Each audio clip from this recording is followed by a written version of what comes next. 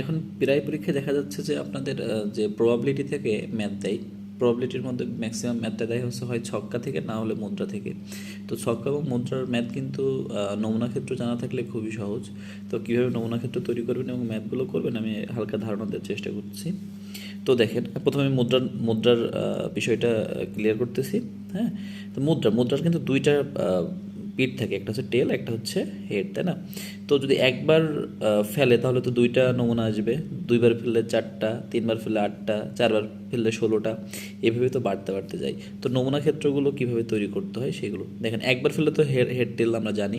যদি দুইবার ফেলা হয়, তাহলে ওপরে টিএইচ লিখবেন, আর এই সাইডে আবার দুইটা টিএইচ লিখবেন, তারপর এটা গুণ করে দিবেন। তাহলে এখানে কী আসবে? টিটি, টিএইচ, এইচটি এবং হচ্ছে এইচএইচ।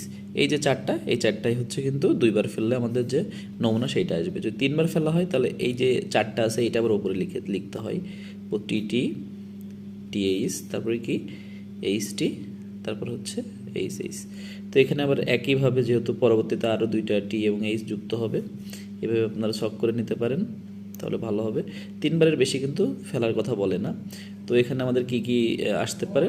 এটা হচ্ছে টিটিটি, টিটিএইচ, টিএইচটি এবং টিএইচএইচ। হ্যাঁ, আর এখানে কি এইচটিটি, মানে এটার সাথে দুটো গুণ করে দিচ্ছি, এইচটিএইচ এবং হচ্ছে এইচটি এবং লাস্টেরটা হচ্ছে এইচএইচ।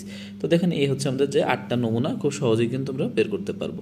তো এখানে যে বিষয়টা সেটা হচ্ছে আপনার যে কোনো ম্যাথ, যে কোনো প্রশ্ন করলেই কিন্তু আপনি এখন অ্যান্সার দিতে পারবেন।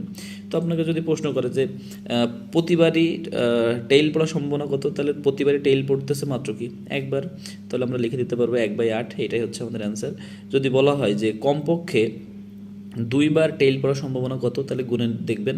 এই যে এখানে দুইটা টেইল আছে, এখানেও দুইটা টেইল আছে, হ্যাঁ, তারপরে হচ্ছে এখানেও দুইটা টেইল আছে, তার মোট কয়টা? 3 জায়গায় আমরা দেখতে পাচ্ছি যে দুইটা করে টেইল আছে, তার মানে 3/8। ঠিক একইভাবে যদি দুইবার হেড পড়ার সম্ভাবনা, সেটাও কিন্তু আপনি খুঁজে দেখবেন যে কয় জায়গায় দুইবার হেড আছে, তাহলে সেইটা বাই সবসময় নিচে কিন্তু আমাদের নমুনা ক্ষেত্রটাই থাকবে। আরেকটা প্রশ্ন পড়ে যে কমপক্ষে হচ্ছে কি একটি হেড পড়ার সম্ভাবনা কত। তো কমপক্ষে একটি হেড কি, সব জায়গায় কিন্তু মিনিমাম একটা করে হেড আছে, শুধুমাত্র টিটিটি ছাড়া। সেক্ষেত্রে আমাদের অ্যান্সার আসবে কিন্তু 7/8। তো এইভাবে কিন্তু আমরা মুদ্রার ম্যাথগুলো করতে পারি।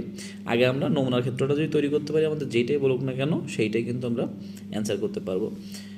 দ্বিতীয়ত আমাদের কোনটা আসে? ছক্কার ম্যাথ। ছক্কার ম্যাথেরই কিন্তু সর্বোচ্চ গেলে দুইবার, অনেক সময় তিনবার বলে, কিন্তু দুইবারই হচ্ছে বেশিরভাগ আসে। তো প্রথমবার